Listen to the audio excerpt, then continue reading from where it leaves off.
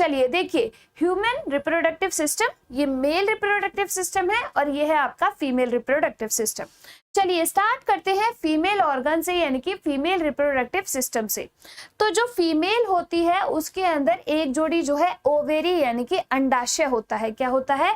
Ovary. आपको ये yellow वाली स्ट्रक्चर दिख रही है, ये क्या है? तो ये जो येलो येलो आपको नजर आ रहा है, ये है आपका ओवेरी, जिसको अपन हिंदी में क्या कहते हैं? अंडाशय कहते हैं। क्या कहते हैं? अंडाशय कहा जाता है, ओवेरी को कहा जाता है अंडाशय। ठीक है, इस ओवेरी के अंदर आपकी जो सारी एग्स होती है, सारी एग सेल जो होती हैं, यानी कि अंडे जितने भी होते हैं इस ओवेरी के अंदर प्रेजेंट होते हैं। आपको पता है कि एक जो फीमेल होती है वो अपने सारे अंडे लेके पैदा होती है। आप कहेंगे कैसे? ये तो हमें पता ही नहीं है।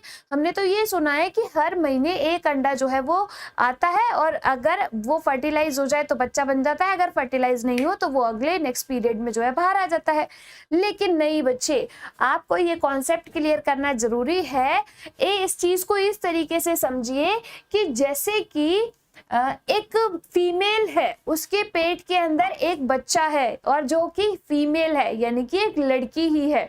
तो जब वो लड़की पैदा होगी ना तो वो अपने अंदर अपने बच्चे को लेके पैदा होगी, यानी कि उसकी बॉडी के अंदर सारे अंडे जो है वो प्रेजेंट है। कहाँ पर? इस ओवेरी के अंदर, इस अंडाशय के अंदर। किसके अंदर? इस अंडाशय के अंदर सारे जो हैं अपनी एग सेल्स प्रेजेंट होती है एक फीमेल के अंदर।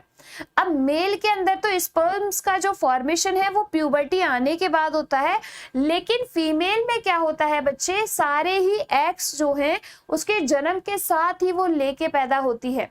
फिर जब उसकी प्यूबर्टी आती है तो प्यूबर्टी आने के बाद हर महीने एक एग सेल जो है इस ओवेरी से निकल के कहाँ आती है?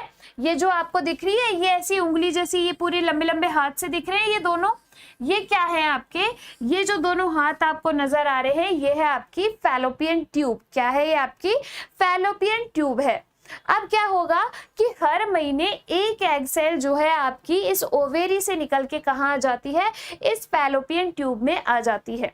ठीक है, अब क्या होगा? इस फैलोपियन ट्यूब में जब आपके फीमेल के अंदर पीरियड्स का 14th डे होता है, यानी कि आपके जो भी मेंस्ट्रुअल साइकिल चलता है फीमेल के अंदर, तो 14वें दिन पे एक एग सेल जो है वो आपकी कहाँ आ जाती है? ये आपको ये से उंगली नुमा संरचनाएं दिख रही है, जिन्हें अपन क्या कहते हैं? फिम्बरी कहते हैं। क्या कहा जाता है? इनको अपन कहते हैं फिम्बरी। तो आपके जो अंडा है वो इन फिम्बरी पे आके इस तरीके से लग जाता है। जैसे ये मान लो ये फिम्बरी है, तो इस फिम्बरी में ये जो एग सेल है वो इस तरीके से आके लग जाती है। और ये जो एग सेल होता है इसका जीवन काल केवल एक ही दिन का होता है, यानी कि अगर इंटरकोर्स के दौरान इस डे पर 14th डे पर एक स्पर्म बॉडी के अंदर एंटर कर गया इंटरकोर्स के दौरान, तो वो क्या करेगा? इस फिम्बरी पे जाएगा और यहाँ पे उसको एग सेल दिख जाएगी और वो जाके क्या कर देगा? इसको फर्टिलाइज कर देगा। अब ये जो एग सेल है जाएगी, फर्टिलाइज होगी और इसका ये वाला जो पार्ट है ना, इस वाले पार्ट पे आके यहाँ पर आके ये क्या होगी? एक युग्मनज बना लेगी, एक जायगोट का फॉर्मेशन कर लेगी, यानी कि एग सेल और स्पर्म यानी मेल गैमेट और फीमेल गैमेट दोनों मिल गए, आपस में इनका संयोग हो गया और इन्होंने युग्मनज बना लिया और वो यहाँ पर आके मिल जाएगा। अब ये जो जायगोट आपका मिला है ये आपको दिख रहा है, ये नजर आ रहा है, ये क्या है? आपकी यूट्रस है। ये क्या है? आपकी यूट्रस है। तो इस यूट्रस की जो वॉल है यानी कि इसकी दीवारें जो हैं उस पर जाकर लग जाएगा, इम्प्लांट हो जाएगा, जिसको अपन क्या कहते हैं? इसको कहा जाता है इम्प्लांटेशन। क्या कहा जाता है?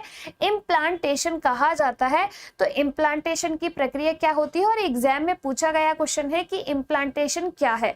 तो इम्प्लांटेशन होता है कि जो आपका युग्मनज बना है उसका गर्भाशय की दीवारों पर जाकर चिपकना, यानी कि यूट्रस की दीवार पर जाकर लग जाना ही आपका क्या कहलाता है? इम्प्लांटेशन कहलाता है। आ गई बात समझ में कि इम्प्लांटेशन अपन किसे कहते हैं? अब 9 महीने तक ये जो आपकी एंडोमेट्रियम आपको नजर आ रही है, यानी कि गर्भाशय की जो दीवार है उसको अपन क्या कहते हैं? एंडोमेट्रियम।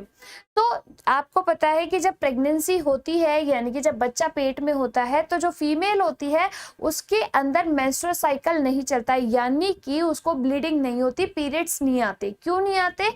क्योंकि आपकी जो ये एंडोमेट्रियम है, क्या कहते हैं इसको, एंडोमेट्रियम कहते हैं। ये एंडोमेट्रियम ये यूट्रस, इस गर्भाशय को प्रिपेयर करती है किसके लिए, जो आपका बच्चा 9 महीने तक पेट में रहेगा। अब 9 महीने तक पेट में रहेगा तो भाई उसको वहां पर सारी चीजों की रिक्वायरमेंट होगी, उसका डेवलपमेंट भी होगा, उसकी सारी प्रोसेसिंग भी होगी, वो खाएगा भी, रेस्पिरेशन भी करेगा, एक्सक्रीशन भी करेगा।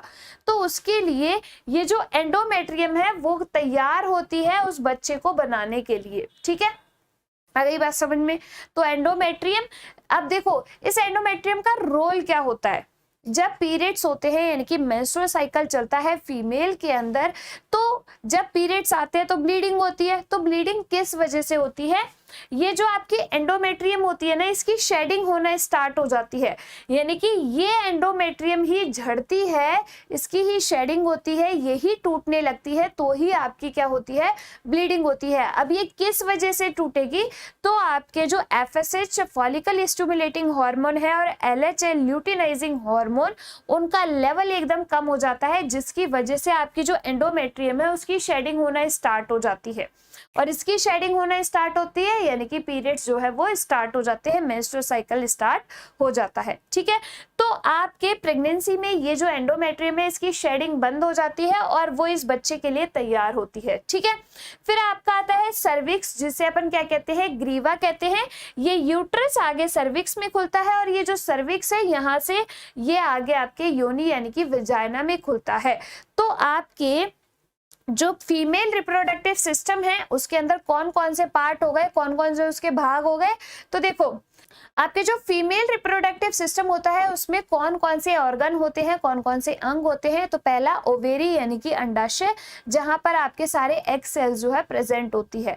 दूसरा आपका होता है फैलोपियन ट्यूब, तो इसी फैलोपियन ट्यूब में ही मेंस्ट्रुअल साइकिल के दौरान हर महीने एक एग जो है रिलीज होता है। इसी फैलोपियन ट्यूब में ही आपके निषेचन की प्रक्रिया होती है। किसकी, निषेचन की, फर्टिलाइजेशन की। एग्जाम में पूछा गया क्वेश्चन है कि निषेचन की प्रक्रिया कहाँ होती है, तो कहाँ होती है, फैलोपियन ट्यूब के अंदर होती है। तीसरा जो है अपना इसका ऑर्गन कौन सा है, गर्भाशय, जिसे अपन क्या कहते हैं, यूट्रस कहते हैं। तो बेबी जो इम्प्लांट होता है, जो बच्चा इम्प्लांट होता है वो उस यूट्रस के अंदर ही होता है, उस गर्भाशय के अंदर ही होता है। और जो है सर्विक्स और विजाइना के थ्रू जब उसका पूरा डेवलपमेंट हो जाता है तो वो बॉडी से बाहर आता है। एक और चीज याद रखिएगा कि आपका जो बच्चा है यानी कि जो एम्ब्रियो है, जो फीटस है, जो मदर के पेट में है, उसके ऊपर वो गर्भनाल के द्वारा, किसके द्वारा, एक गर्भनाल होती है। आपने देखा होगा बच्चा जब पैदा होता है तो उसकी टुंडी पे एक नली सी आपको दिखती होगी उसके नाभि पर, तो वो क्या होती है, उसी के थ्रू ही, वो उस गर्भनाल के थ्रू ही अपनी मदर से जुड़ा रहता है। किसके थ्रू, उस गर्भनाल के थ्रू ही अपनी मदर से जुड़ा रहता है और अपना न्यूट्रिशन जो है वो प्राप्त करता रहता है। अब बच्चा 9 महीने तक पेट में रह रहा है तो उसको खाना पीना भी तो जरूरी होगा ना कुछ, तो वो जो न्यूट्रिशन लेता है तो वो किसके थ्रू, उसी गर्भनाल के थ्रू अपनी मदर से जुड़ा रहता है और उसी के थ्रू अपना न्यूट्रिशन लेता है। ठीक है, इसके साथ साथ आपको एक और चीज ये याद रखनी है कि जो बच्चा है उसके ऊपर पाई जाती है प्लेसेंटा, जिसे अपन क्या कहते हैं, अपरा। क्या कहते हैं, अपरा कहते हैं, प्लेसेंटा कहते हैं। इसी प्लेसेंटा के थ्रू वो रेस्पिरेशन करता है, उसके अंदर सर्कुलेशन होता है, इसी के थ्रू वो एक्सक्रीशन करता है, इसी के थ्रू वो न्यूट्रिशन करता है। तो ये सारी जो प्रोसेस है उस किसके थ्रू होंगी, प्लेसेंटा के थ्रू होंगी, अपरा के थ्रू होंगी। ठीक है, तो ये तो हो गया आपका फीमेल रिप्रोडक्टिव सिस्टम।